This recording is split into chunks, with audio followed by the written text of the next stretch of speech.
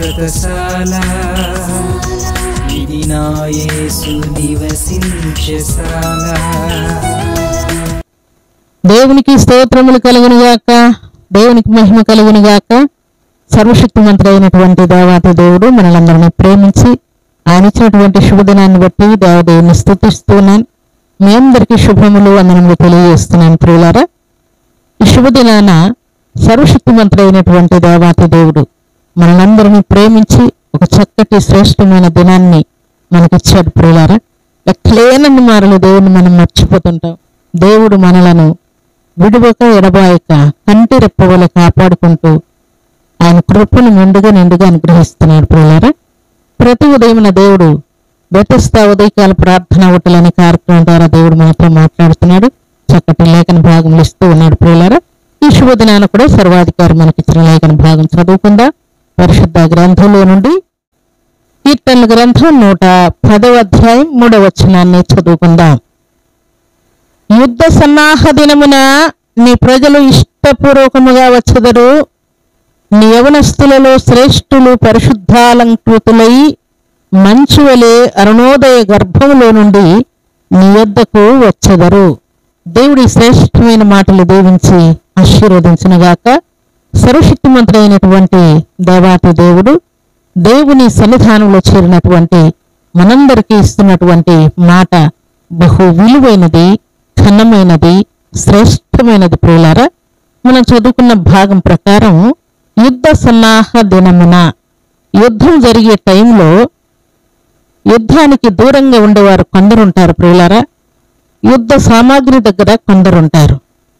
అలాగే యుద్ధములు ప్రవేశించేవారు మరికొంతమంది ఉంటారు. ప్రియులారా, అయితే ఇక్కడ మనం చదువుకున్న భాగంలో యుద్ధ సన్నాహ దినమున నీ ప్రజలు ఇష్టపూర్వకముగా వచ్చెదరు.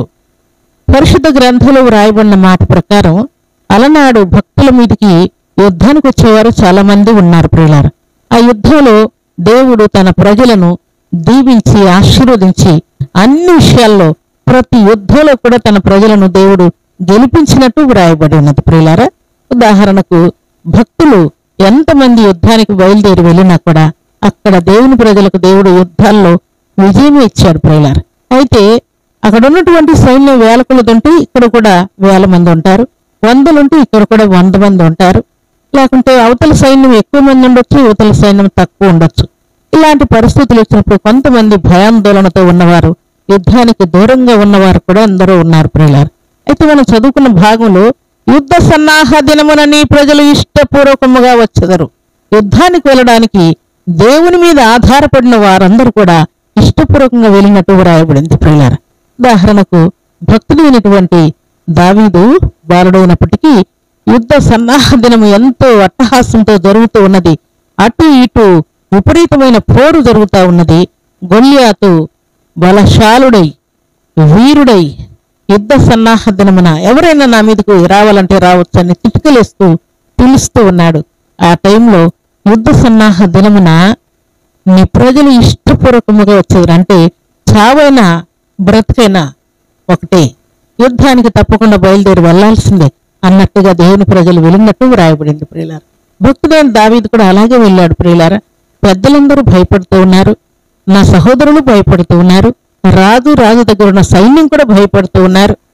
అంతటి యుద్ధశూరుడు గొల్యాతు, ఆయన మీదకి వెళ్ళడం ఎట్లా అని టెన్షన్ పడుతూ ఉన్నారు. నేనే అలాగ వెళ్ళాలని ఆలోచించకుండా భక్తులైనటువంటి దావీదు యుద్ధము నాది కాదు, యుద్ధము యెహోవాదే అని బయలుదేరి ఇష్టపూర్వకంగా వెళ్ళినట్టు వ్రాయబడి ఉన్నది. ప్రియులారా, దేవునికి స్తోత్రములు కలుగునుగాక, దేవునికి మహిమ కలుగునుగాక. అలాగున ప్రభు సన్నిధిలో చేరిన ప్రభు బిడ్డలమైన మనము దేవునితో సాంగత్యం చేస్తూ దేవునితో సరైనటువంటి సంబంధం మనం కలిగి జీవిస్తూ ఉన్నప్పుడు చాలాసార్లు అపవాదికి మనకు యుద్ధం జరిగే పరిస్థితులు ఏర్పడుతూ ఉంటాయి. ప్రియులారా, పలుమారులు పోరు జరుగుతూ ఉంటుంది. ప్రతిసారి అపవాది మనకు ఆటంకముగా ఉంటూ ఉంటాడు. దేవుని మార్గమునకు ఎదురు తిరుగుతూ ఉంటాడు, దేవుని మార్గమునకు అడ్డుబండగా ఉంటూ ఉంటాడు. ప్రియులారా, అలాంటి పరిస్థితులన్నిటిలో కూడా అన్ని పరిస్థితులను భక్తులు ఎలాగ ఎదుర్కొన్నారో మనం కూడా ఎదుర్కొని యుద్ధ సన్నాహ దినమున నీ ప్రజలు ఇష్టపూర్వకంగా వచ్చేదరన్న మాట భక్తుడైన దావీదే కాదు ప్రియులారా, మనందరి జీవితాల్లో కూడా ఎలాంటి యుద్ధం వచ్చినా, ఎలాంటి మరణం వచ్చినా, రోగం వచ్చినా, శోధన వచ్చినా, ఎలాంటి శత్రు భయాందోళనలు మన మీదకి వచ్చినా కూడా సంతోషంగా ఇష్టపూర్వకముగా దానికి మనం ఎదురు తిరిగే వారముగా ఉండాలని దేవుడు జ్ఞాపకం చేస్తున్నాడు. అందుకే భక్తులైన దావీదు గొల్యాతు మీదకి అంతే ఇష్టపూర్వకంగా వెళ్ళాడు. ప్రియులారా, కన్న విజయం సాధించినట్టు వ్రాయబడినది. అందుకే కింద మనం చదువుకున్న భాగంలో ఏమని వ్రాయబడింది? నీ యవనస్తులలో శ్రేష్ఠులు పరిశుద్ధాలంకృతులై మంచు వలె అరుణోదయ గర్భంలో నుండి నీ యొద్దకు వచ్చెదరు. దేవునికి స్తోత్రములు కలుగునుగాక.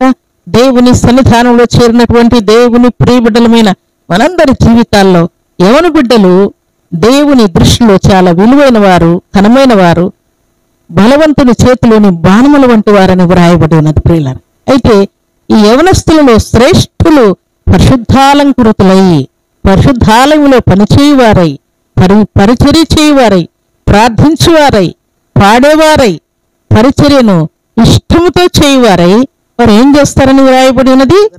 పరిశుద్ధి ఎంత వేకువన కురుస్తా ఉన్నదో అలాగున ఈ యవనస్తులు కూడా, ఈ శ్రేష్ఠులు కూడా, ఈ బలాఢ్యులు కూడా, ఈ విశ్వాసులు కూడా, ఈ భక్తి కలిగిన వారు కూడా అరుణోదయ గర్భంలో నుండి బయటకు వచ్చి వారిని ఎద్దకు వస్తూ ఉన్నారంట. లేక దేవుని చెంతకు వస్తూ ఉన్నారంట, దేవుని సన్నిధికి వస్తూ ఉన్నారంట, ప్రార్థనకు వస్తూ ఉన్నారంట, పరిచర్య కోసం ప్రాకులాడుతూ ఉన్నారంట. ప్రభు సన్నిధిలో చేరిన ప్రభు బిడ్డలమైన మనందరి జీవితాల్లో కూడా చాలా మంది యవన బిడ్డలు మనతో ఉండట్లేదని, నా కుమారులే నా మాట వినట్లేదని, నా కుమార్తెలే నా మాట వినడం లేదని, నా వారే నాకు దూరం అయిపోతూ ఉన్నారని బాధపడుతూ ఉన్నాయి. మంచు వలె అరుణోదయ గర్భమున నీ దగ్గరకు వస్తారంటున్నాడు. మంచు మనకు తెలియకుండా ఎలాగున కురుస్తూ ఉన్నదో అలాగున అరుణోదయమున నీ యవనస్తులు నీ దగ్గరకు వచ్చేస్తూ ఉన్నారు. నీకు తెలియకుండానే వారు నీ దగ్గరకు వస్తూ ఉన్నారు. దేవుణ్ణి అనుసరిస్తున్నారు, దేవుని మాట వినబోతున్నారని దేవుడు జ్ఞాపకం చేస్తున్నాడు. దేవునికి స్తోత్రములు కలుగును గాక. దేవుడు మహింపరిస్తే, దేవుడు కృపణిస్తే, దేవుడు దీవిస్తే, దేవుడు ఆశీర్వదిస్తే ఈ ఉదయకాల సమయంలో ఈ శ్రేష్టమైన కార్యాన్ని నీ జీవితంలో, నీ సంఘంలో, నీ ఫ్యామిలీలో దేవుడు చేయబోతూ ఉన్నాడు. ప్రియులారా, అందుకే పరిశుద్ధ గ్రంథంలో వ్రాయబడిన మాట ఏంటంటే, యెషయా గ్రంథం 55వ అధ్యాయం 5వ వచనం మనం చదువుకుంటే, యెహోవా నిన్ను మహింపరచగా జనులు నీ యొద్దకు పరిగెత్తుకొని వచ్చేదరని వ్రాయబడి ఉన్నది. ప్రియులారా, దేవునికి స్తోత్రములు కలుగును గాక.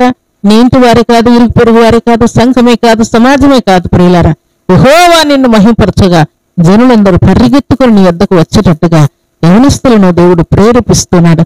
యుద్ధ సన్నాహ దినమున కూడా వారి ఇష్టంతో వచ్చేటట్టుగా దేవుడు ప్రేరేపిస్తున్నాడు. అలాగే మంచు నీకు తెలియకుండా ఎలాగ భూమి మీద కురుస్తూ ఉన్నదో అలాగ మంచు వలె నీకు తెలియకుండానే యవన బిడ్డలు, శ్రేష్ఠులైన వారు, భక్తి కలిగిన వారు, విశ్వాసులు నీ వద్దకు రాబోతూ ఉన్నారు. అరుణోదయమునే దేవుడు ఆ కార్యం చేయబోతున్నాడు. దానిని నువ్వు చూసి సంతోషించి సర్వశక్తిమంతుడైనటువంటి దేవాతి దేవునికి కృతజ్ఞతాస్తుతులు చెల్లించినట్లుగా దేవుడు ఘనకార్యాన్ని చేసి చూపించబోతూ ఉన్నాడు. ప్రియులారా, దేవునికి స్తోత్రములు కలుగును గాక. ఈ ఉదయకాల సమయంలో సర్వాధికారి నీకు తెలియకుండానే నీతో పాటు ఉండి, నీతో కూర్చొని, నీతో లేచి, నీతో పడుకొని, నీతో ప్రార్థించి, నీతో పరిచయం చేసినటువంటి బిడ్డలు అనేకులు యుద్ధ సన్నాహమున పరిగెత్తుకొని వచ్చినట్టుగా నీతో పాలువారై రాబోతూ ఉన్నారు.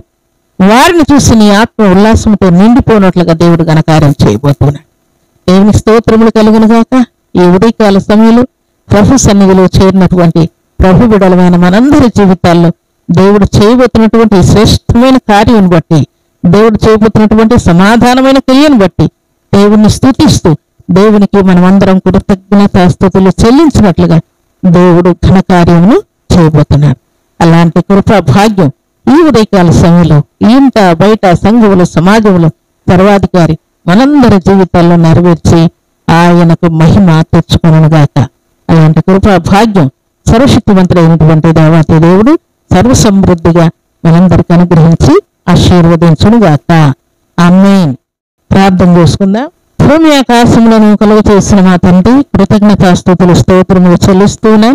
యేసుక్రీస్తు నామములో మమ్మల్నందరినీ మీరు కనికరించి కృప చూపించి యుద్ధ సన్నాహ దినమున తండ్రి జనులు ఎలాగున ఇష్టపూర్వకంగా పరిగెత్తుకుని వస్తారు అలాగ పరిశుద్ధమైన మీ సన్నిధిలో చేరిన తండ్రి మమ్మల్నందరినీ కూడా మీరు దర్శించి నిజముగా మాకు యుద్ధం జరిగినప్పుడు, శోధన వచ్చినప్పుడు, కష్టం వచ్చినప్పుడు, శ్రమ కలిగినప్పుడు తండ్రి మా నుండి దూరమైన వారందరినీ కూడా సంతోషంతో ఇష్టంతో సమకూర్చే దేవుడు, మంచి దేవుడు, గొప్ప దేవుడు మీరే తండ్రి. కృతజ్ఞతాస్తుతులు స్తోత్రములు చెల్లిస్తూ ఈ మాటలు మీ బిడ్డలందరికీ దీవెనకరంగా ఆశీర్వాదకరంగా ఉంచుతూ, అలాగూ తండ్రి మీ బిడ్డలకు ఉన్నటువంటి యవన కుమారులను, తండ్రి కుమార్తెలను మీరు జ్ఞాపకం చేసుకుని వారు కూడా అరుణోదయ గర్భంలో నుండి మీ బిడ్డల దగ్గరకు రాగలిగినట్లు, నా తను మీ సన్నిధికి వచ్చినట్లు, మీ మాటకు తలవంచినట్లు ప్రతి బిడ్డను కూడా మీరు ఆయత్తపరచినందుకే కృతజ్ఞతాస్తుతులు స్తోత్రములు చెల్లించుకుంటూ, మీ నామ ఘనత కోసమే తండ్రి మీ బిడ్డలందరికీ సంపూర్ణమైన మీ సమాధానం యేసుక్రీస్తు నామములో అనుగ్రహించబడునుగాక.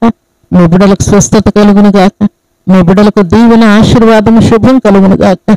న్యాయ సురక్షకుడా మీకు కృతజ్ఞతాస్తుతులు స్తోత్రములు వందనములు చెల్లించుకుంటూ, మీ సన్నిధిలో చేరిన మీ బిడ్డలందరినీ మీ కృపగల హస్తములకు అప్పగించుకుంటూ, మీరే మహిమ, ఘనత, ప్రభావాలు పొందవని, ఉదయకాల దీవెనలు, ఆశీర్వాదం సమృద్ధిగా దయచేయమని ప్రార్థిస్తూ, అరుణోదయ గర్భంలో నుండి మంచి వెళ్ళి ప్రతి బిడ్డను నా తండ్రి మీ సన్నిధికి, మీ మాటకు నా తన కుటుంబానికి సమకూర్చి మీ నామానికి మహిమ తెచ్చుకుంటున్నందుకై స్తుతిస్తూ, యేసుక్రీస్తు పరిశుద్ధమైన నామములో స్తుతించి ప్రార్థించి అడిగి వేడుకుంటున్నాము తండ్రి. ఆమేన్.